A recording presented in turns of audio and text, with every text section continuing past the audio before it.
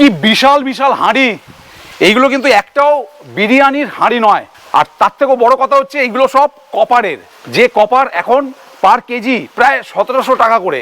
মানে এক একটা হাঁড়ি কত কিলো করে ওয়েট, এবং এরকম হাঁড়ি এখানে প্রত্যেকটা ঘরের সামনে এরকম ভুট্টা মজুত করা। কত ভুট্টা দেখুন, প্রচুর ভুট্টা, প্রচুর। দারুণ, অপূর্ব সুন্দর, মানে একদম অরিজিনাল। এইটা হচ্ছে ঘন্টা শিলা, এতে পাথর দিয়ে মারলে ঘন্টার মতো টং টং করে আওয়াজ হয়। এই দেখুন দেখাচ্ছি, এই দেখুন পার হচ্ছে, রাস্তা পার হচ্ছে ময়ূর। কি বড় ময়ূর, একটা কি বড় ময়ূর দেখুন। দারিংবাড়ি কিংবা মহেন্দ্রগিরি যারা বেড়াতে যাচ্ছেন তাদের জন্য একেবারে আদর্শ একটি ভিডিও হতে চলেছে এটি, কারণ এই ভিডিওতে প্রত্যেকটা স্পট দেখানো হয়েছে। তাই অক্লান্ত পরিশ্রম করে বানানো এই ভিডিও দেখে কেউ বেড়াতে গেলে আশা করি সম্পূর্ণ দারিংবাড়ি মহেন্দ্রগিরি ভ্রমণ করে ফেলতে পারবেন। কোন জায়গায় দাঁড়িয়ে আছি খালি দেখুন, মানে দেখলেই মাথা ঘুরে পড়ে যাবে এখানে দাঁড়ালে। इधर आपको डियर देखने मिलेगा और लेपर्ड देखने मिलेगा और हाथी। জলের কালারটা একবার দেখুন, একদম ডিপ ব্লু। যেহেতু প্রত্যেকটা স্পটকে ক্যামেরা বন্দি করা হয়েছে, তাই ভিডিও কিঞ্চিত দীর্ঘ মনে হলেও সম্পূর্ণ ভিডিও জুড়ে থাকবে আকর্ষণীয় চমক।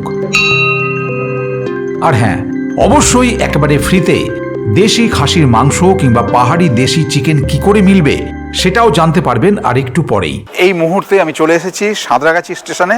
এখন রাত্রি 10:37 বাজে। আবার নতুন একটা জার্নি, আবার নতুন একটা ভিডিওতে আপনাদের সকলকে স্বাগত। আজকে আমরা যাব মহেন্দ্রগিরি এবং দারিংবাড়ি। মহেন্দ্রগিরি 2 নাইট এবং দারিংবাড়ি 1 নাইট। এখন 10:59, মানে 11টা। এই যে ট্রেনটা, এটা হচ্ছে বাদাম পাহাড়। আমরা এখান থেকে ধরে নেব Vasco da Gama Amaravati express, যেটা শালিমার থেকে রাত্রি 11:10 ছাড়ে এবং এই সাঁতরাগাছিতে এসে পৌঁছয় রাত্রি 11:25। এটা সোম, মঙ্গল, বৃহস্পতি, শনি, সপ্তাহে 4টে দিন ছাড়ে। আপনারা ইচ্ছা করলে হাওড়া থেকে যে কোনো পুরীগামী ট্রেন ধরে চলে যেতে পারেন। নামতে হবে কিন্তু ব্রহ্মপুর। ওই যে আমাদের গাড়ি ঢুকছে, Vasco da Gama Amaravati express. একদম 3 মিনিট লেট, জাস্ট 11:28 বাজে। 25-এ ঢোকার কথা। শালিমার থেকে এই গাড়িটা 1 নম্বর প্ল্যাটফর্ম থেকেই ছাড়ে এবং সাঁতরাগাছিতেও কিন্তু 1 নম্বর প্ল্যাটফর্মই আসে। এই দেখুন, এই 1 নম্বর প্ল্যাটফর্ম।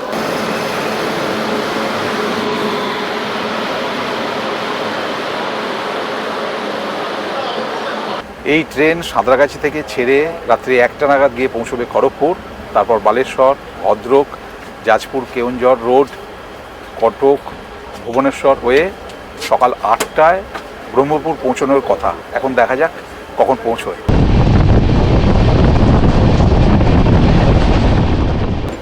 Good morning. অনেকের দেখবেন রাত্রিবেলা ট্রেনে ঘুম হয় না, আবার অনেকের খুব ভালো ঘুম হয়। আমি হচ্ছে কিন্তু দ্বিতীয় নম্বরে, আমার দুর্দান্ত ঘুম হয়েছে। কালকে রাত্রি সেই শুয়েছি, একদম উঠেই দেখছি সকালবেলা। কিন্তু সকালে উঠে বেশ চমকে গেছি, গাড়ি প্রায় 2 ঘন্টা মতো লেট। 4:50-এ কটক আসার কথা, এই 6:50 হয়ে গেছে, কটক ক্রস করলো। বাইরে পুরো কুয়াশা, পুরো সাদা হয়ে রয়েছে দেখুন। এখন 7:20 বাজে, এসে পৌঁছলাম ভুবনেশ্বর। এটা ভুবনেশ্বরে পৌঁছানোর কথা ছিল 5:15, মানে 2 ঘন্টার উপর প্রায় লেট। আর এখানে 5 মিনিট হল্ট, 5 মিনিট পরেই কিন্তু এই ট্রেন ছাড়বে। इडली पूरी इडली पूरी इडली पूरी। পুরো 8টা বাজে, ঢুকলো খুর্দা। এখন চলে এসেছি খুর্দা রোড জংশন। 5:35-এ এখানে পৌঁছানোর কথা ছিল, আর এখন বাজে হচ্ছে 8:06। রেলপথের পারিপার্শ্বিক সৌন্দর্য আর কিছুক্ষণ ছাড়া ছাড়া ট্রেনের আসা যাওয়ার দৃশ্য দেখতে দেখতে এসে পৌঁছে গেলাম ব্রহ্মপুর। এখন 10:44, 11:15। আমরা কলকাতা থেকে প্রায় 600 কিলোমিটার জার্নি করে এসে পৌঁছলাম ব্রহ্মপুর। গাড়ি প্রায় 3.25 ঘন্টা লেট। এখানে জাস্ট 2 মিনিটের হল্ট, এরপর বেরিয়ে যাবে গোয়া। এখানে লিফট আছে, কোনো অসুবিধা নেই। লিফটে উঠে বললাম 1 নম্বর প্ল্যাটফর্মে যাব, ওখান দিয়ে আমরা বাইরে বেরোবো। লিফট থেকে বেরিয়ে এই আমরা 1 নম্বর গেট দিয়ে বেরোচ্ছি। এখানে প্রচুর অটো আছে এবং প্রচুর গাড়িও পেয়ে যাবেন। এখানে প্রচুর পার্সোনাল কারও আছে, যাতে করে আপনারা গোপালপুর, দারিংবাড়ি, মহেন্দ্রগিরি সব জায়গায় যেতে পারেন। কিন্তু আমি সাহু ট্রাভেলসের সঙ্গে এসেছি, যাদের বুক করে। সেই সাহু ট্রাভেলসের যিনি ওনার আছেন, পিন্টুদা, উনি অলরেডি আমাকে রিসিভ করতে চলে এসেছেন। नमस्ते सर। প্রথমেই বলে দিই যে আমাদের এই প্যাকেজটা যে বুক করেছি, একদম ব্রহ্মপুর স্টেশন থেকে, ব্রহ্মপুর স্টেশন, যার ফলে একদম ব্রেকফাস্ট থেকে শুরু হচ্ছে। সেই কালকে বেরিয়েছি, প্রচণ্ড খিদে পেয়েছে। আর এখানকার মেন খাবার হচ্ছে ইডলি, উপমা, এই সমস্ত নিয়ে নিয়েছি, আর পুরিও আছে অবশ্য। ব্রেকফাস্ট করে প্রথমেই চলে এলাম গোকুল ধাম, জাস্ট 2 কিলোমিটার মতো। এই গাড়ি থেকে নামলেই দেখুন এই হচ্ছে গোকুল ধাম। মন্দির দর্শন করে যে কোনো ট্যুর যদি স্টার্ট হয় সেটা মোটামুটি সাকসেস হয়। দেখা যাক।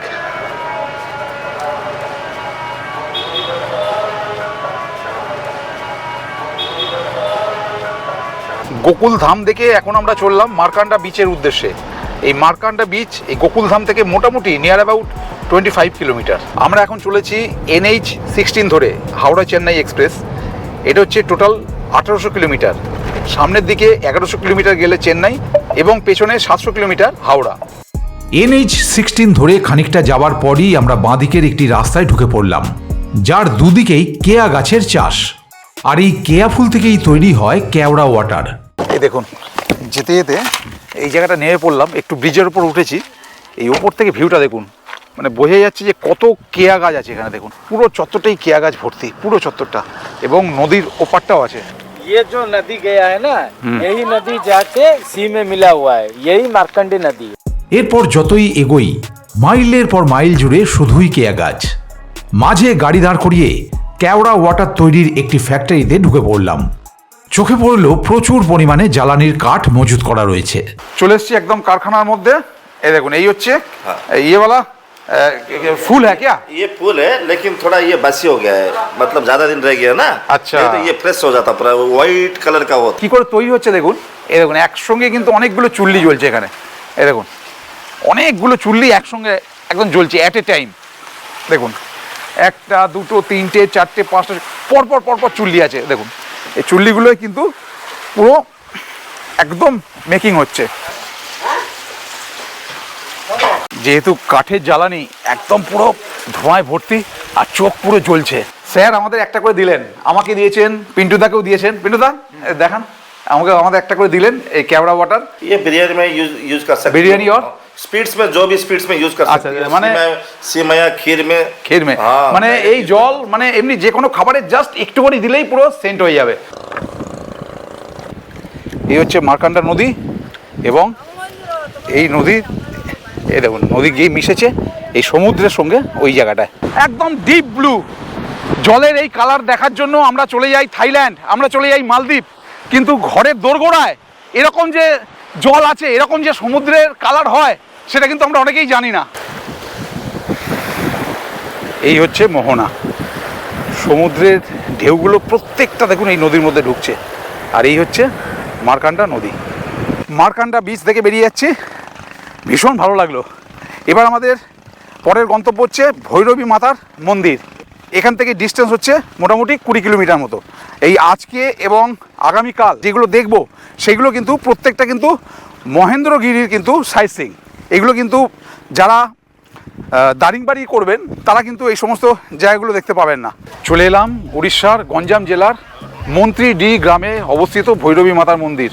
এই মন্দিরে এখানে দেখুন, মন্দিরকে কেন্দ্র করে প্রচুর প্রচুর দোকান গড়ে উঠেছে। এখান থেকে পুজোর ডালা সরঞ্জাম কিনে নিতে পারেন। এবং এখানে দেখুন ছোলা, মটর, বিভিন্ন রকম জিনিস বিক্রি হচ্ছে। এই হচ্ছে গেট, আর মূল গেট হচ্ছে এইটা। ডান দিকেই দেখছি এখানে ভোগ খাওয়ানো হচ্ছে। প্রচুর দর্শনার্থী ভোগ প্রসাদ খাচ্ছেন।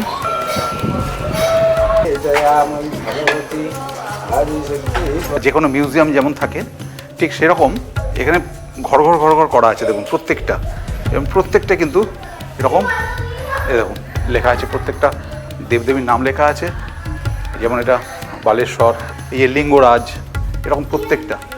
যদিও আমি হিন্দি অতটা পড়তে পারি না, কিন্তু তবুও যতটা বুঝতে পারছি বলছি। এই যেমন এটা লেখা আছে পশুপতিনাথ, এই যে লেখা আছে লোকনাথ, দক্ষিণাকালী। যাক পড়তে পারছি হিন্দি মোটামুটি, ইংলিশে কিন্তু একটা কোথাও লেখা নেই, পুরোটাই কিন্তু হিন্দি এবং উড়িয়া ভাষায় লেখা। এরকম প্রত্যেকটা মন্দির আছে এরকম, প্রত্যেকটা পুরো চত্বরটা কিন্তু টোটাল 108খানা মন্দির আছে। ভক্তি ভরে মাকে দর্শন করলাম, করে এবার যাচ্ছি সোনাপুর বিচের উদ্দেশ্যে। এই ভৈরবী মাতা টেম্পল থেকে সোনাপুর বিচের ডিস্টেন্স হচ্ছে নিয়ার অ্যাবাউট 12 কিলোমিটার। মার্কান্ডা বিচে যেমন মার্কান্ডা নদী এবং সমুদ্রের সঙ্গমস্থল দেখেছি, এখানে দেখব বহুদা নদী এবং সমুদ্র মানে বঙ্গোপসাগরের যে সঙ্গমস্থল। এই হচ্ছে বহুদা নদী আর এই হচ্ছে বহুদা ব্রিজ। আমরা আস্তে আস্তে যে বহুদা নদী দেখলাম তার যে সঙ্গমস্থল সেটা হচ্ছে এই রাস্তা দিয়ে গিয়ে যেতে হবে, সঙ্গমস্থল দেখা যাবে। কিন্তু সেখানে আর যাচ্ছি না, কারণ সেটা অনেকটা হাঁটলে তারপর গিয়ে ওখানে পৌঁছবো, হাতে সময় কম। তার আগে বলে দিই, এই হচ্ছে বিচ, সোনাপুর বিচ। এই হচ্ছে জেনারেল বিচ, দেখুন এই হচ্ছে জেনারেল বিচ, এবং এইটা হচ্ছে এইটা হচ্ছে ব্লু ফ্ল্যাগ বিচ। এই হচ্ছে ব্লু ফ্ল্যাগ বিচের গেট, এবং ওই দূরে হচ্ছে কাউন্টার, ওই দূরে হচ্ছে কাউন্টার। এখানে ঢুকতে গেলে কিন্তু 20 টাকা করে টিকিট। এই সোনাপুর বিচ মূলত সোনালি বালি এবং ব্লু জলের জন্য বিখ্যাত। এই যে সমুদ্রের জল দেখুন কালারটা কি দারুণ কম্বিনেশন, সোনালি বালি এবং জলের কালার দেখুন পুরো ব্লু। এবং যেহেতু ওড়িশার সমুদ্র, ওড়িশায় মোটামুটি সব জায়গাতেই এরকম ঢেউ থাকে এবং স্নান করা যায়। বিচগুলো বেশ পরিষ্কার পরিচ্ছন্ন হয়, দেখুন বেশ পরিষ্কার পরিচ্ছন্ন বিচ এবং প্রচুর মানুষ স্নান করছেন। আর এখানে দেখুন নো এন্ট্রি লেখা আছে, এখানে একটা ফেন্সিং করা আছে। এই যে বলছিলাম জেনারেল বিচ যেটা এটা, এবং ব্লু ফ্ল্যাগ যে বিচ সেটা হচ্ছে এটা। ব্রহ্মপুর স্টেশন থেকে প্রায় 30 কিলোমিটার দূরে অবস্থিত এই বিচকে মিনি গোয়া বা মালদ্বীপের সঙ্গে তুলনা করা হয়। এটা কিন্তু অন্ধ্রপ্রদেশের ইচ্ছাপুরম থেকে মাত্র 15 কিলোমিটার দূরত্বে অবস্থিত। প্রচণ্ড খিদে পেয়ে গেছে। লাঞ্চ করার জন্য এই যে মা বঙ্কেশ্বরী বা মা বাঁকেশ্বরী ধাবা, লাঞ্চ করে যেতে যেতে একটা জায়গায় নেমে পড়েছি। সেটা একটা জিনিস আপনাদের দেখানোর জন্য, এই দেখুন এই হচ্ছে বালকুমারী মন্দিরের গেট। এটা কিন্তু প্যাকেজের মধ্যে আছে, কিন্তু আমরা যাব না, কারণ আমাদের ট্রেন অলরেডি 3 ঘন্টা লেট করেছে, যার ফলে কিছু স্পট স্কিপ করে আমরা চলে যাব। আপনাদের কিন্তু প্যাকেজের মধ্যে এগুলো থাকবে। এই যে সোজা যে পাহাড়টা দেখা যাচ্ছে তার উপরে উঠতে হয়, 1500 ফিট ওপরে এখানে মন্দির আছে, বালকুমারী মন্দির। ওই যে পাহাড়টা, ওখানে গাড়ি খানিকটা উঠবে এবং তারপর পায়ে হেঁটে যেতে হয়। বালাকুমারী মাতার মন্দির যেমন আমি স্কিপ করে গেলাম, তেমনি এই সুরঙ্গী জগন্নাথ টেম্পল এটাও স্কিপ করে যাচ্ছি। দেখুন এই হচ্ছে সুরঙ্গী জগন্নাথ টেম্পল। বহুদা নদীর উপর নির্মিত এই বাঘালতি ড্যাম মনোরম প্রাকৃতিক পরিবেশ, সবুজ বন এবং শান্ত জলাধারের জন্য পর্যটক ও প্রকৃতি প্রেমীদের কাছে অত্যন্ত জনপ্রিয়। এই জল সারা ব্রহ্মপুর কিন্তু সাপ্লাই হয়, এবং এক টানা যদি প্রায় 3.5 বছর যদি বৃষ্টি না হয় তাও কিন্তু এই জল সারা ব্রহ্মপুরে সাপ্লাই করা যাবে, এরকম পরিমাণ জল এখানে আছে।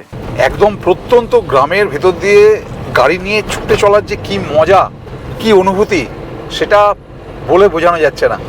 গঞ্জম ডিস্ট্রিক্ট এখানে শেষ হয়ে যাচ্ছে, এরপর থেকে কিন্তু শুরু হচ্ছে গজপতি ডিস্ট্রিক্ট। দেখুন এই লেখা আছে বোর্ডে, গঞ্জম ডিস্ট্রিক্ট এখানেই শেষ। প্রায় 100 ফুট উঁচু থেকে নেমে আসা এই মাঙ্কি জাম্পিং ওয়াটারফলসের আর এক নাম হল মানকা দাদিয়ান ফলস, স্থানীয় ভাষায় যার অর্থ হল বাঁদরের লাফ। মাঙ্কি জাম্পিং ওয়াটারফলস দেখে ফিরতে বেশ অন্ধকার হয়ে গেল, আর সেই অন্ধকারের মধ্যে এরকম পরিবেশে গাড়ি করে ছুটে চলার মজাই অন্যরকম। চলে এলাম আমাদের হোটেল, প্রথম রাত্রি যেখানে আমাদের থাকা। এই হচ্ছে মুনলাইট লজিং। আমাদের এই হোটেল জিরাং মোনাস্ট্রি থেকে মাত্র 5 কিলোমিটার দূরে কিন্তু। এই আমাদের রুম, বাহ খুব ভালো। এই হচ্ছে বেড, বেশ বড় সাইজের বেড, একদম এসি রুম, যেহেতু এসি বুক করেছি। এখানে একটা উইন্ডো আছে, এখানে ফ্রিজ আছে, এখানে দেখুন ওয়ার্ডরোব টাইপের করা আছে, একটা বড় সাইজের একটা গ্লাস আছে, একটা আলমারি আছে, হ্যাঙ্গার তো দেওয়া আছে, ফ্যান আছে, টিভি আছে, এখানে বেসিন আছে ঘরের মধ্যে। এই হচ্ছে ওয়াশরুম, কোমোড, এই গ্লাস, এখানে কল, বালতি, মগ, হ্যান্ড ওয়াশ, এখানে গিজার, সব কিছুই আছে। নন এসি যারা বুক করবেন তাদের জন্য এরকম রুম প্রোভাইড করা হবে। সব কিছুই এক, শুধুমাত্র এসি আর নন এসি, এই যা ডিফারেন্স। কালকে যেমন ঘুরেছিলাম গঞ্জাম ডিস্ট্রিক্ট, আজকে ঘুরবো গজপতি ডিস্ট্রিক্টে। আর এই গাড়ি এসে গেছে, গাড়িতে উঠে পড়ি। হোটেল থেকে বেরিয়েই একটা জায়গায় একটু টি ব্রেক দেওয়া হয়েছে, চা খেয়ে নিচ্ছি, কারণ আজকে অনেকটা পথ জার্নি করতে হবে। আমরা এখান থেকে চলে যাব সোজা প্রথম ঝিরঝিরা ওয়াটারফলস, যেটা চন্দ্রগিরি থেকে 65 কিলোমিটার। এবং তারপর আমরা যাব ওখান থেকে ঝিরঝিরা ওয়াটারফলস থেকে যাব মহেন্দ্রগিরি, যেটা ওখান থেকে 19 কিলোমিটার। রাস্তার ধারে একটা জায়গায় নিয়ে পড়লাম ব্রেকফাস্ট করবো বলে। দেখুন এখানেই এনারা ব্রেকফাস্ট করান। ব্রেকফাস্টে পুরি সবজি ছিলই, কিন্তু পুরি সবজির সঙ্গে নিয়ে নিয়েছি ইডলি, চাটনি, সাম্বার, যা যা দেওয়ার, উপমা আছে। সকালবেলায় যখন হোটেল থেকে বেরোলাম বেশ ঠান্ডা। ইভেন কালকে রাতে যখন শুই তখন ভাবলাম বোধহয় যে গরম লাগবে, কম্বল লাগবে না রাত্রেবেলা। ও বাবা, রাত্রেবেলা দেখছি বেশ ঠান্ডা, ভালো রকম ঠান্ডা। আর সকালে উঠে দেখছি বেশ ঠান্ডা, তার জন্য জ্যাকেটটা পরে বেরোলাম। কিন্তু যত বেলা হচ্ছে তত দেখছি গরম বাড়ছে। এই ঝিরঝিরা ওয়াটারফলস এর আগে কেউ কভার করেছেন কিনা আমি ঠিক জানি না। পিন্টুদা বলছেন নাকি এই প্রথম কভার হচ্ছে, এর আগে নাকি, তাই নাকি? প্রথম এই ফার্স্ট কভার হচ্ছে, যার ফলে খুব এক্সাইটেড যে কখন গিয়ে পৌঁছবো ঝিরঝিরা ওয়াটারফলস। চলে এলাম ঝিরঝিরা ওয়াটারফলসের কাছে।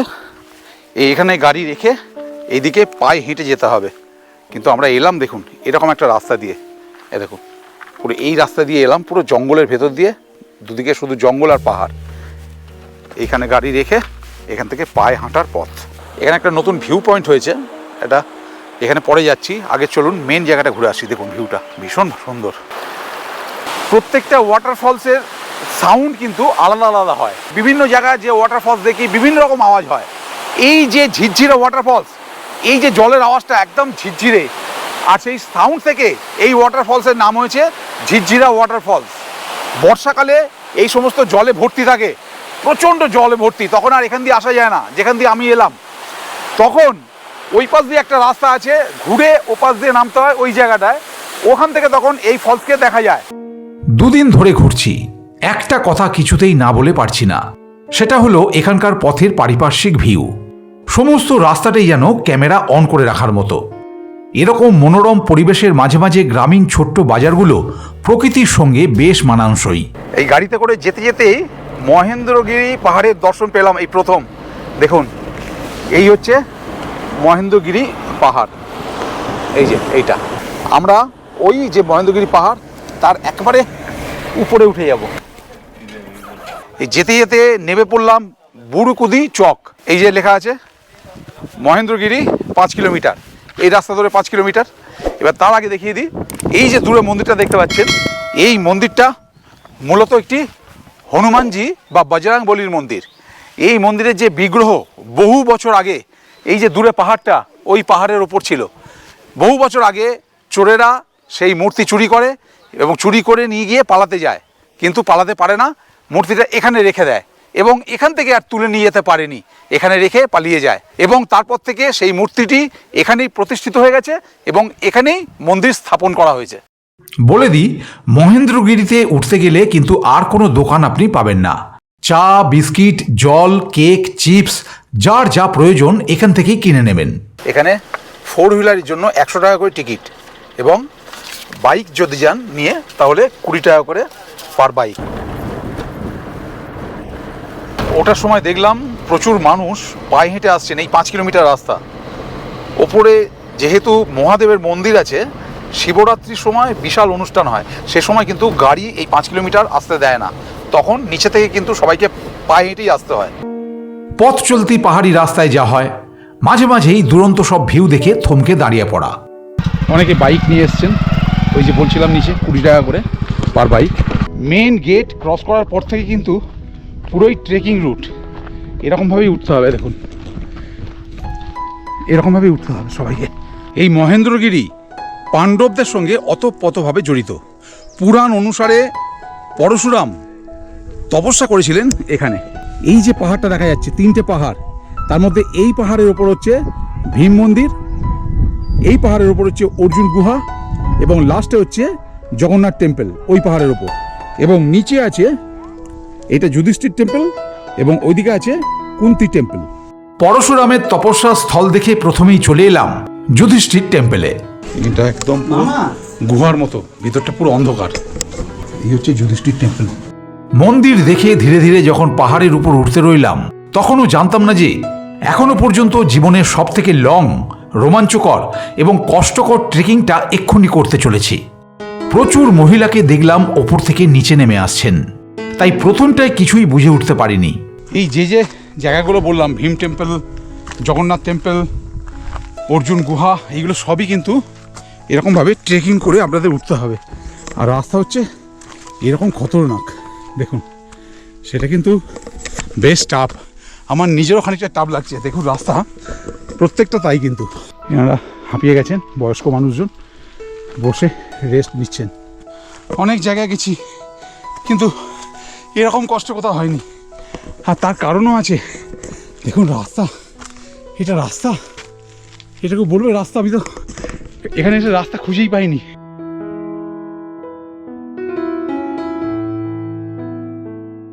আর পারা যাচ্ছে না। আমি জানি না দেবতারা কি করতে এত উঁচুতে এসেছিলেন, কি করে এত উঁচুতে চড়তেন। তখন তার প্লেন ছিল না, কিছু ছিল না, জাস্ট তালি মারতেন, চলে আসতেন বোধহয়। আর যত ফাটছে আমাদের এখানে উঠতে উঠতে অবস্থা পুরো কাহিল। যেমন খাড়াই তেমন রাস্তার অবস্থা, দেখছেন পুরো পাথর। কিন্তু কি করব, অগত্যা দর্শন করতেই হবে।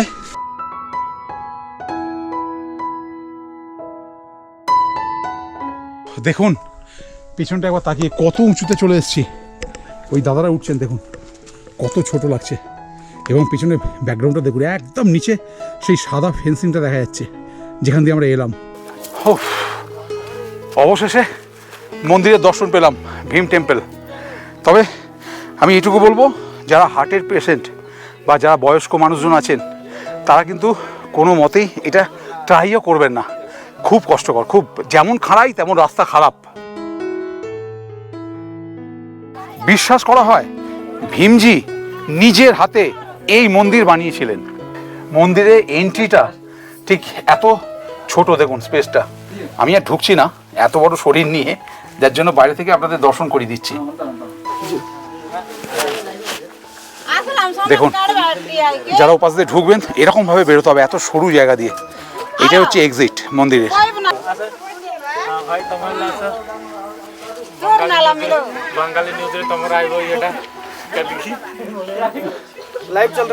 এইটা কি আমার দ্বারা সম্ভব? আপনারাই বলুন। এই ভীম টেম্পল থেকে একটুখানি জাস্ট উঠে এখানে চলে এসেছি, এই পাথরে। এখান থেকে ভিউটা দেখুন কি চমৎকার, 360 ভিউটা খালি দেখুন।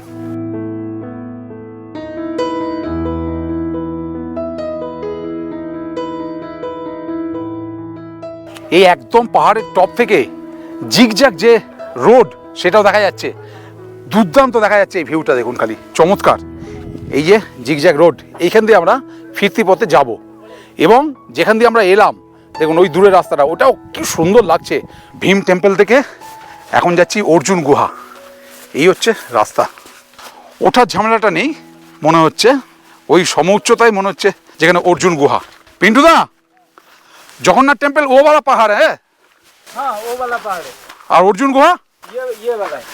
ও অর্জুন গুহা ইয়ে वाला है। এই যেতে যেতে ভিউগুলো কিন্তু চমৎকার, দুদিকে যেগুলো চোখে পড়ছে, যত দেখছি রিয়েলি মুগ্ধ হয়ে যাচ্ছে। মানে একবার যদি কষ্ট করে উঠে পড়তে পারেন, প্রত্যেকটা ভিউ দেখুন।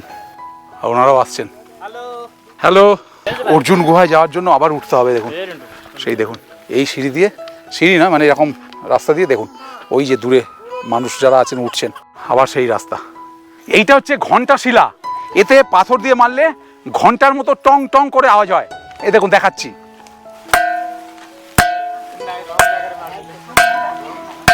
এইটা হচ্ছে ভুলভুলাইয়া গুহা। দেখুন এর ভেতর যদি রাস্তা হারিয়ে ফেলেন তাহলে কিন্তু হারিয়ে যাওয়ার ভয় আছে। অর্জুন কেভ বা ভুলভুলাইয়া গুফা দেখে এইবার যাব জগন্নাথ টেম্পল। 3 নম্বর যে পাহাড়টা বলেছিলাম সেটা এখান থেকে দেখা যাচ্ছে, দেখুন সেই দূরে চূড়ায় ওই যে জগন্নাথ মন্দির, আবার সেই এরকম নিচে নামা এবং আবার পাহাড়ে ওঠা। এই মহেন্দ্রগিরি পর্বতে প্রচুর স্পট আছে, প্রচুর, মানে প্রত্যেকটা জায়গা দেখাতে গেলে একটা এপিসোড হয়ে যাবে। তবুও যেগুলো পারি দেখাচ্ছি। যেমন এইটা হচ্ছে ব্যালেন্সিং রক, এ দেখুন পুরো পাথর ঝুলছে, দেখুন পুরো পাথর ঝুলছে এবং ওনারা যাচ্ছেন সব গিয়ে ছবি তুলছেন।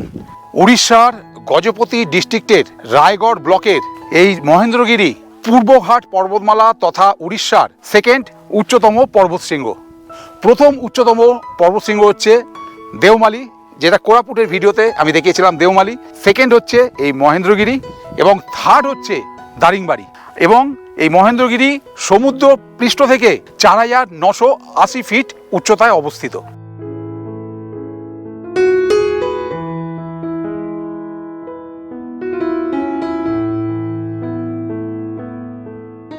ফাইনালি অর্জুন গুহা থেকে এসে পৌঁছলাম এই জগন্নাথ টেম্পল। এই হচ্ছে জগন্নাথ দেবের মূর্তি।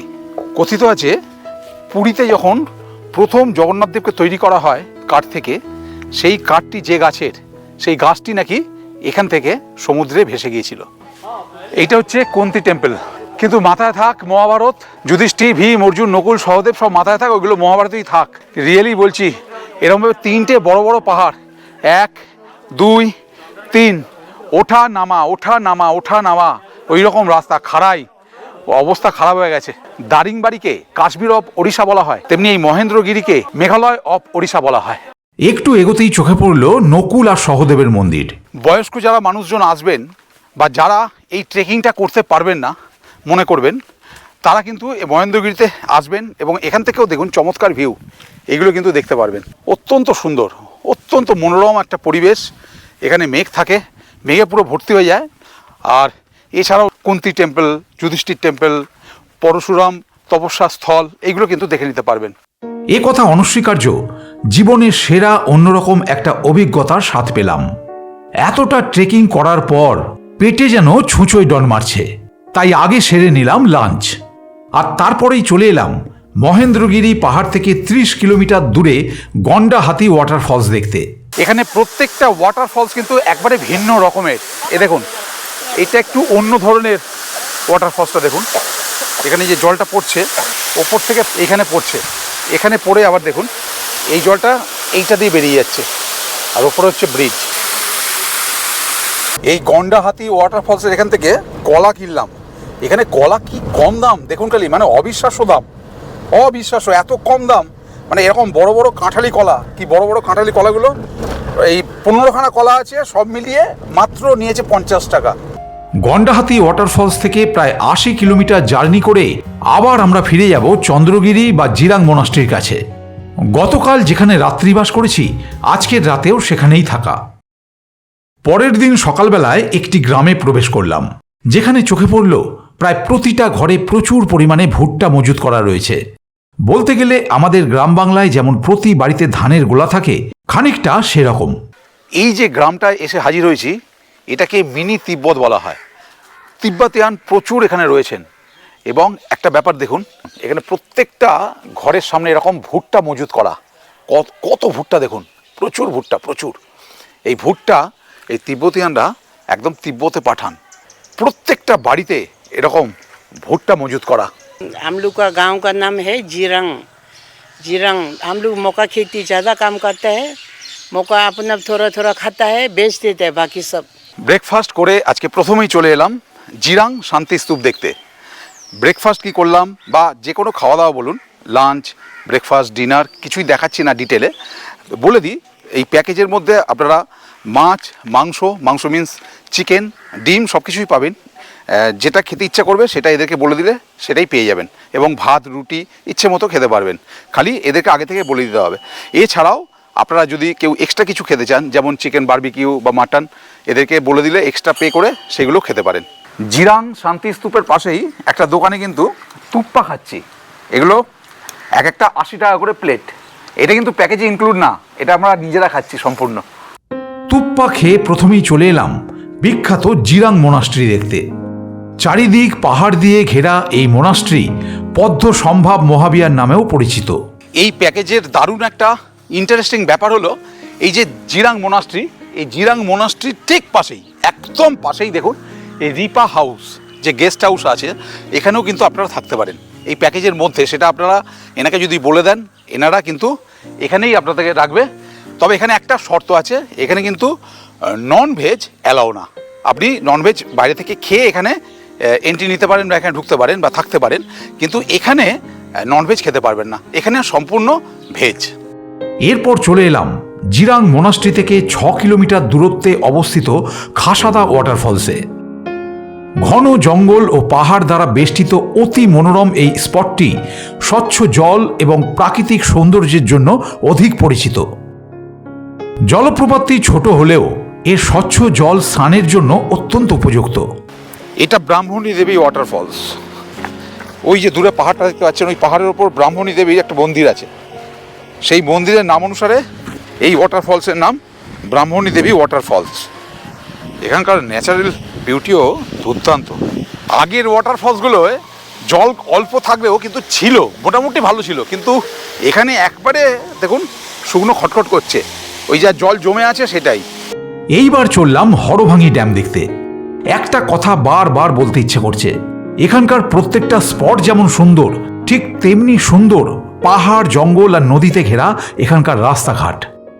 এই হলো পাহাড় ও ঘন সবুজ অরণ্য দ্বারা বেষ্টিত হরভাঙি ড্যাম। অত্যন্ত গুরুত্বপূর্ণ এই সেচ প্রকল্পটি একটি জনপ্রিয় পর্যটন কেন্দ্র। এর চারপাশে ঘন বন এবং এখানকার পাহাড়ের দৃশ্য অতি মনোরম। এই যে হরভাঙি ড্যাম, এখানে যে জল সঞ্চয় করা আছে সেটা 6 বছর পর্যন্ত চলতে পারে, এরকম জল, এরকম এর ক্যাপাসিটি দেখুন।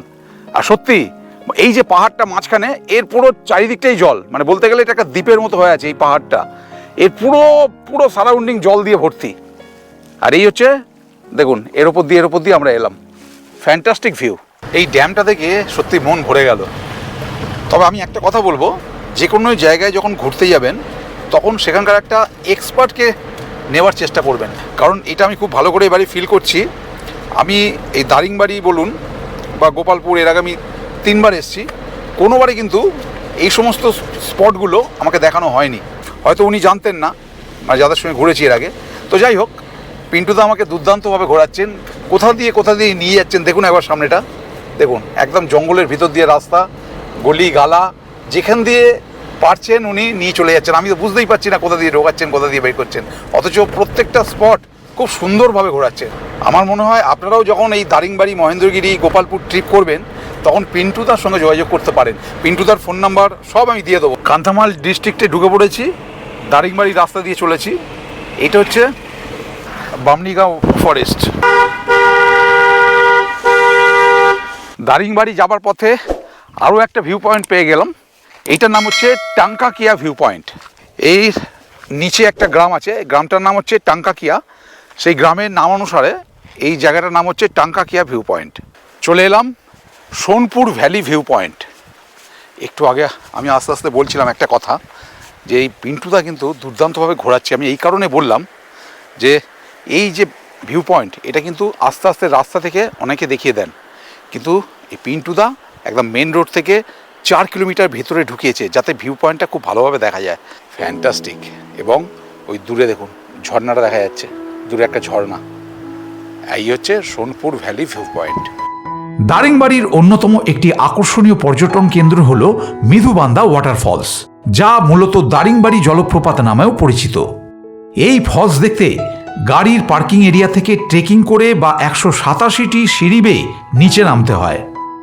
মূল শহর থেকে প্রায় 17 কিলোমিটার দূরে ঘন জঙ্গল ও পাহাড়ে ঘেরা এই জলপ্রপাতটি প্রকৃতির মাঝে সময় কাটানোর জন্য একটি আদর্শ জায়গা। এরপর পথেই পড়ল পাঙ্গালি ভ্যালি ভিউ পয়েন্ট। এক ঝলক গাড়ি দাঁড় করিয়ে সেটিও চাক্ষুষ করে নিলাম। পাঙ্গালি ভ্যালি ভিউ পয়েন্ট যেটা দেখালাম, তার ঠিক নিচেই হচ্ছে পাঙ্গালি গাঁ। এখন যে ওপর দিয়ে যাচ্ছে হচ্ছে পাঙ্গালি গাঁ। এই পাঙ্গালি গাঁয়ের নামানুসারে ওই ভ্যালিটার নাম হয়েছে পাঙ্গালি ভ্যালি ভিউ পয়েন্ট। এই পাঙ্গালি গাঁয়ের ভেতর দিয়ে আমরা এখন চলেছি রেনবো ওয়াটারফলসের দিকে। যেতে যেতে একটা জিনিস বলে দিই আপনাদের, এই দারিংবাড়িকে উড়িষ্যার কাশ্মীর বলা হয়, তার একটা কারণ হচ্ছে দেখুন এই যে পয়েন্টটার নাম হচ্ছে কাশ্মীর ভিউ পয়েন্ট। দেখুন খানিকটা কাশ্মীরের মতো সেই ভ্যালিগুলো যেমন দেখতে লাগে ওরকমই লাগছে, অসাধারণ। আবার দেখুন নতুন স্পট, দারিংবাড়ি যখন এসছি এর আগে 2 বার দেখানো হয়নি। এ দেখুন সেই রকমই একটি স্পট হচ্ছে লায়ন কেভ। এটা হচ্ছে লায়ন কেভ। মনে করা হয় বা বলা হয় যে এখানে আগে লায়ন থাকতো। আর এর ওপর দিয়ে চলে যেতে হবে, গেলে পাবো আমরা রেনবো ওয়াটারফলস। এই রেনবো ওয়াটারফলসে যাওয়ার পথটাও কিন্তু খুব একটা ভালো নয়। দেখুন রাস্তা বলতে গেলে এই রকমই রাস্তা, পুরো নেমে যেতে হবে, অনেকটাই নামছি। আর যেখান থেকে নামা শুরু করেছি সেখানে কিন্তু লাঠি পাওয়া যায় এরকম। এ দেখুন পিন্টুদা একটা নিয়েছেন লাঠি, এরকম লাঠি পাওয়া যায়। এই লাঠি ওখান থেকে নিয়ে কিন্তু আপনারা নামতে পারেন। এই চলে এসেছি রেনবো ওয়াটারফলস। ব্যাড লাক, আমাদের ভাগ্যটা খারাপ। রেনবো ফলসে এলাম কিন্তু রেনবো দেখতে পাচ্ছি না, কারণ দেখুন রোদটাই এত অবধি আছে, প্রপার যে জলটা পড়ছে সেই জলের ওপর কিন্তু প্রপারলি লাইটটা পড়ছে না, সানলাইটটা, যার ফলে রেনবো ক্রিয়েট হয়নি। তা নাহলে কিন্তু এই জায়গাটায় রেনবো হয়ে থাকে। এই রেনবো দেখতে গেলে মোটামুটি আমার যা মনে হচ্ছে সকালের দিকে আসতে হবে। এই ওয়াটারফলের মূল বৈশিষ্ট্য হল জনমানবহীন শান্ত পরিবেশ এবং পাহাড়ের ফাটল থেকে ঝরে পড়া জল। পাঙ্গালি জঙ্গলে এর অবস্থান হওয়ায় এই রেনবো ওয়াটারফলসকে স্থানীয়ভাবে পাঙ্গালি জলপ্রপাতও বলা হয়ে থাকে। রেনবো ওয়াটারফলস থেকে ডাইরেক্ট চলে এলাম কফি গার্ডেন। এই যে 10 টাকা করে টিকিট, আমি আর ঘোষদা দুজনে দুটো কেটে নিয়েছি। গেটে ঢোকার মুখে দেখুন এখানে অনেক কিছু জিনিস বিক্রি হয়, এই ডালচিনি, পোস্ত, স্ট্রবেরি হচ্ছে একদম লোকাল চাষ হয় এখান থেকে স্ট্রবেরি। এগুলো 100 টাকা করে বাক্স বলছে। লঙ্কা গুঁড়ো, হলুদ গুঁড়ো, পোস্ত, ডালচিনি, এরকম প্রচুর জিনিস আছে এখানে সামনে বিক্রি হয়, কিনে নিতে পারেন। আর সব থেকে স্পেশাল হচ্ছে গোলমরিচ। গোলমরিচ হচ্ছে স্পেশাল, ভেতরে গাছ আছে, আমি দেখাচ্ছি গাছগুলো। এছাড়াও এখানে কফি তো আছেই। চলুন ভেতরে যাই। দেখুন কে গার্ডেনের গেট খুলছে। খুলো তুমি হয় কে? এই হচ্ছে কফি গাছ, কফির ফলন হয়েছে। এ দেখুন, এই হচ্ছে কফির ফলন হয়েছে এবং আমি পেরে একটু দেখাচ্ছি আপনাদের। এ দেখুন, এই হচ্ছে কফি ফল। এই হলো গোলমরিচ গাছ। এখানে প্রচুর গোলমরিচ গাছ আছে। এই যে বড় বড় যে গাছগুলো দেখতে পাচ্ছেন, তার সঙ্গে লতানে উঠেছে যে গাছগুলো, এইগুলোই হচ্ছে গোলমরিচ গাছ। এ দেখুন, এই হচ্ছে গোলমরিচ হয়ে রয়েছে দেখুন, এবং এরকম অসংখ্য গাছ আছে। আজকের শেষ স্পট ছিল সানসেট পয়েন্ট। অপূর্ব সুন্দর একটি মন্দির সম্বলিত এই ভিউ পয়েন্ট থেকে পাহাড়ের কোলে সূর্যাস্তের নান্দনিক দৃশ্য অবর্ণনীয়। মন ভরে সানসেট দেখলাম, দেখে চলে এলাম দারিংবাড়ির একদম হোটেলে, যেখানে আমাদের রুম দেওয়া হয়েছে। টিভি আছে, 4 বেডের রুম দেওয়া হয়েছে। এখানে 2 জন শুতে পারবেন, ওইখানে 1 জন। এবং এখানে একটা নতুন রকম সিস্টেম দেখছি, যেটা এর আগে কোনোদিন পাইনি। এই দেখুন, এই সিঁড়ি দিয়ে উঠে ওপরে 1 জন শুতে পারবেন। আলমারি আছে, এখানে গ্লাস আছে, চেয়ার টেবিল, এখানে টিভি আছে, এসি আছে, ফ্যান আছে ওপরে যে শোবে তার জন্য। এবং এই হচ্ছে ওয়াশরুম, বেশ পরিষ্কার পরিচ্ছন্ন। Commode, hanger, shower, geyser, basin, glass সব কিছুই আছে। আজকে এই ভ্রমণের চতুর্থ তথা শেষ দিন, তাই সকাল 7:30 নাগাদ একেবারে লাগেজ নিয়ে চেক আউট করে গেলাম। আমাদের হোটেলের সামনেই একটা দোকানে সেরে নিলাম আজকের ব্রেকফাস্ট, আর তারপরেই চলে এলাম হিল ভিউ পার্ক আর নেচার পার্ক দেখতে। গাড়ি থেকে নেমে আমরা প্রথমেই চলে এলাম এই নেচার পার্ক। এটা হচ্ছে নেচার পার্ক, একে বাটারফ্লাই পার্কও বলা হয়। এখানে ঢুকতে গেলে 15 টাকা করে টিকিট, পাশেই টিকিট কাউন্টার। আর তার ঠিক উল্টো দিকেই হচ্ছে hill view park. Nature park দেখে চলে এলাম হিল ভিউ পার্ক দেখতে। এই পার্কে ঢোকার প্রবেশ মূল্য 10 টাকা। ফোয়ারা, টয় ট্রেন, রকমারি গাছ দিয়ে সাজানো এই পার্কটি বেশ সুন্দর। বিশেষ করে এই পার্কের ওয়াচ টাওয়ার থেকে মাউন্টেন ভিউ অত্যন্ত নান্দনিক। আর এরকম ভিউয়ের জন্যই এই পার্কের নাম hill view park. Hill view park থেকে 22 কিলোমিটার পথ অতিক্রম করে এখন চলে এলাম নৈসর্গিক সৌন্দর্য সম আরও একটি জায়গা, লাভার্স ভিউ পয়েন্ট। ডলরি নদী উপত্যকায় অবস্থিত এই লাভার্স ভিউ পয়েন্টে একটি ছোট্ট ঝর্ণা পাথর বেয়ে নিচে নামে। ঘন জঙ্গল, পাহাড় ও প্রাকৃতিক গুহা দ্বারা বেষ্টিত এই জলপ্রপাতে স্বচ্ছ শীতল যে জল অনবরত বয়ে চলেছে, সেটায় স্নান করা এক অন্যরকম আনন্দ প্রদান করে। এরপর পথে পড়ল এমু পার্ক। সেটা দেখে এগিয়ে চললাম মান্দাসুরুর উদ্দেশ্যে। লাভার্স ভিউ পয়েন্ট থেকে মান্দাসুরু যাবার পথে এইটা হচ্ছে রাইকিয়া ফরেস্ট। এখানে একটু গাড়িটা দাঁড় করালাম। একটা বিশেষত্ব আছে এই জঙ্গলের, সেটা একটু আপনাদের বলে দিই। এখানে দেখুন চারিদিকটা পুরো একদম শুধু দুদিকে শাল গাছ, মোটা মোটা শাল গাছ। আর এদিকটা দেখুন, এটা তো क्या है इधर? इधर आपको डियर देखने मिलेगा और लेपर्ड देखने मिलेगा और हाथी। अभी भी देखते हैं, लेपर्ड आता है घूम के जाता है। আচ্ছা, ওরে বাবা, ঘুমটা। ডেঞ্জারাস। মানে সত্যি করে জঙ্গলটা দেখেই মনে হচ্ছে, দেখুন পুরো মোটা মোটা দুদিকে, এই রাস্তার দুদিকে পুরো মোটা মোটা শাল গাছ, শুধু শাল গাছে ভর্তি। পথের মাঝে ছোট্ট ছোট্ট আদিবাসী গ্রাম, দূর থেকে উঁকিমারা পাহাড় আর গাঢ় সবুজের জঙ্গল ভ্রমণ চলাকালীন কোনো সময়তেই যেন চোখের পলক ফেলতে দিচ্ছে না। চলে এলাম মান্দাসুরু, যা সাইলেন্ট ভ্যালি অব ওড়িশা নামেও পরিচিত। ভিতরে ঢুকে প্রথমেই ওয়াচ টাওয়ার থেকে দেখে নিলাম ম্যাগনেটিক হিল আর চোখ জুড়ানো প্রাকৃতিক শোভা। এই মান্দাসুরুতে এর আগেও এসেছি। এই যে লোভনীয় উডেন কটেজগুলো, এই যে দেখতে পাচ্ছেন, দারুণ দুর্দান্ত, একবারে নেচারের মধ্যে ওই উডেন কটেজগুলো, এখানেও কিন্তু আপনারা থাকতে পারেন। এর আগেবার যতবার এসেছি আমি দেখাতে পারিনি, কারণ ভেতরে যাওয়ার পারমিশন পাইনি। এবারে পারমিশন পেয়েছি, আপনাদের দেখিয়ে দিচ্ছি ভিতরটাও কীরকম। এরকম কটেজ এখানে 8খানা আছে টোটাল।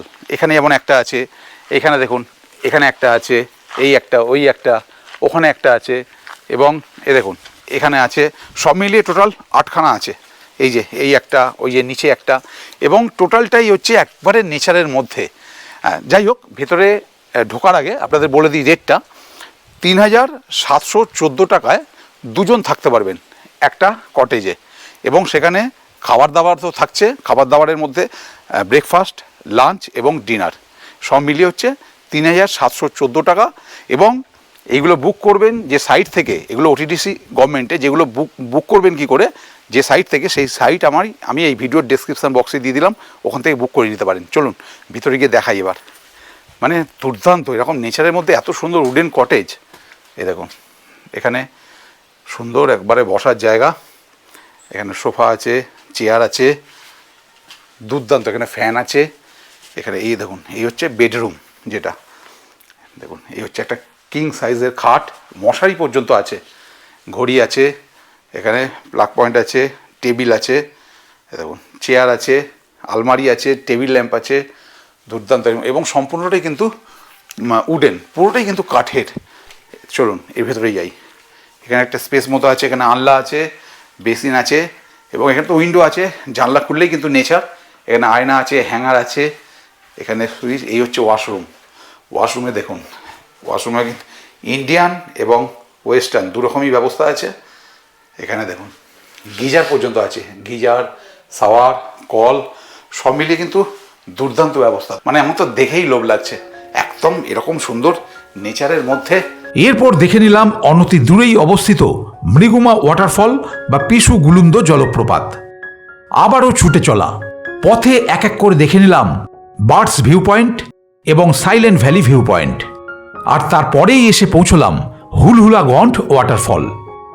প্রকৃতির কোলে অবস্থিত এটিকে জলপ্রপাত আখ্যা দেয়া হলেও মূলত এখানে পাথরের ওপর দিয়ে শীতল জলের ধারা নেমে আসে, যা একটি প্রাকৃতিক ঝর্ণার মতোই দেখতে।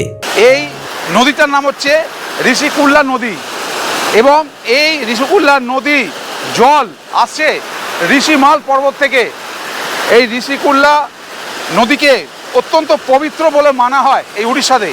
আমরা যেমন গঙ্গা নদীকে মানি অতি পবিত্র, এই হুলুলাগন ওয়াটারফলসের আরও একটি ব্যাপার আছে। সেটা হচ্ছে এখানে কথিত আছে ভগবান শ্রী রামচন্দ্র যখন সীতাকে উদ্ধারের জন্য যাচ্ছিলেন, তখন এক মুনি এখানে তপস্যা করতেন, ওনাকে এখানে মুক্তিদান করেন, এবং সেই সময় ভগবান শ্রী রামচন্দ্রের চরণের ছাপ এখানে নাকি রয়ে গিয়েছে।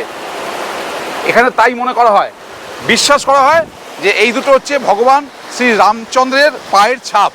চলে এলাম সোরাদা ড্যামের নিকট পাহাড়ের চূড়ায় অবস্থিত মা খুন্তেশ্বরী মন্দিরে। যদিও প্রথমে আমরা দর্শন করলাম অপূর্ব ভাস্কর্য নির্মিত সিদ্ধেশ্বর মন্দিরটি। পাহাড়ের একেবারে চূড়ায় অবস্থিত এই মন্দির থেকে চারিপাশের ভিউ অসাধারণ।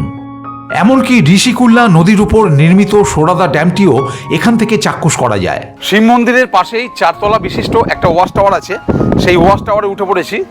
এই ভিডিওটাতে এত স্পট শ্যুট করছি, ভিডিও জানি দীর্ঘ হচ্ছে, কিন্তু কিচ্ছু করার নেই, এইগুলো বাদ দেওয়া যাচ্ছে না। দেখুন খালি ওয়াচ টাওয়ারের ওপর থেকে কীরকম ভিউটা, মানে রীতিমতো মুগ্ধ হয়ে যাওয়ার মতো ভিউ, রীতিমতো মুগ্ধ, অসাধারণ ভিউ। এই হচ্ছে সোরাদা ড্যাম, তার পুরো সম্পূর্ণ ভিউটা দেখা যাচ্ছে। এই হচ্ছে সোরাদা ড্যাম, দেখুন পুরোটা ওপর থেকে ভিউটা, এবং যে শিব মন্দির নিচে দেখলাম সেই শিব মন্দির দেখুন, আর ওই হচ্ছে শহরটা। অপূর্ব অপূর্ব। এই মনোরম স্থানটি প্রাকৃতিক সৌন্দর্যের সাথে আধ্যাত্মিক পরিবেশের এক অভূতপূর্ব সংমিশ্রণ। এই হলো মাতা খুন্তেশ্বরী দেবীর মন্দির। মাকে দর্শন করে এইবার বেরিয়ে পড়লাম করঞ্জাই মন্দির দর্শন করতে। পিন্টুদা বলল এই করঞ্জয়ী মাতা মন্দিরে উঠতেই এই জায়গাটা পুরো ময়ূরের এলাকা, আর সত্যি তার প্রমাণ পেয়ে গেলাম হাতে নাতে। দেখুন এই দেখুন, এই দেখুন, এই দেখুন, এই দেখুন পার হচ্ছে, রাস্তা পার হচ্ছে ময়ূর। কি বড় ময়ূর একটা, কি বড় ময়ূর দেখুন, মানে মন ভরে গেল, মন ভরে গেল। মন ভরে যাবার পর ভক্তি ভরে মাকে দর্শন করে নিলাম। এই হলো করঞ্জাই মাতার মন্দির। এই ট্যুর শুরু করেছিলাম গোকুল ধাম মন্দির দর্শন করে, আর শেষটাও করলাম মায়ের মন্দির দর্শন করে। সব মিলিয়ে দারুণ এক ভ্রমণের স্বাদ গ্রহণ করলাম। আর আপনাদের অপেক্ষা করাবো না, এইবার পরিচয় করে দিই তার সঙ্গে, যার জন্য রিয়েলি বলছি একদম মন থেকে মন খুশ হয়ে গেছে, এরকম একটা ট্রিপ সম্ভব হলো, যার জন্য দুর্দান্তভাবে মহেন্দ্রগিরি এবং দারিংবাড়ি ঘুরলাম। এই হচ্ছে সেই পিন্টুদা। नमस्कार सर, मेरा नाम पिंटू साहू है। साहू ट्रैवल से ओनर हूँ और दारिंगबाड़ी महेंद्रगिरी गोपालपुर का टूर करवाता हूँ। आप टिकट काट के डायरेक्ट ब्रह्मपुर में उतर जाइए बुकिंग करके, बाकी पूरा आपका टूर मेरे ऊपर छोड़ दीजिए। पूरा A to Z आपको घुमा के ऑल एवरीथिंग दिखा के आपको स्टेशन में छोड़ूंगा, ये भरोसा रख के आइए। और पिंटूदा, हम लोगों का जो दर्शक है, जो सब्सक्राइबर है, वो हमारा चैनल देख के आपको फ़ोन करेगा तो एडवांटेज कुछ मिलेगा? जी 100% मिलेगा सर। आपका घुरते जाबो चैनल देख के जो पार्टियाँ मेरे को कॉल करेंगे, बुकिंग करेंगे, मेरे को दिखाएंगे कि सब्सक्राइबर है, तो उनको पैकेज में अगर आते हैं तो देसी मटन और देसी पहाड़ी देसी चिकन वन टाइम पूरा फ्री रहेगा उनको। ও থ্যাংক ইউ। তো শুনতেই পেলেন যে দুর্দান্ত একটা অ্যাডভান্টেজ দিলেন। और एक चीज़, जो पार्टी मेरे को घुरते जाबो चैनल देख के गाड़ी बुकिंग करते हैं, उनको पहले दिन का ब्रेकफास्ट इंक्लूडेड रहेगा। ও থ্যাংক ইউ ভেরি মাচ।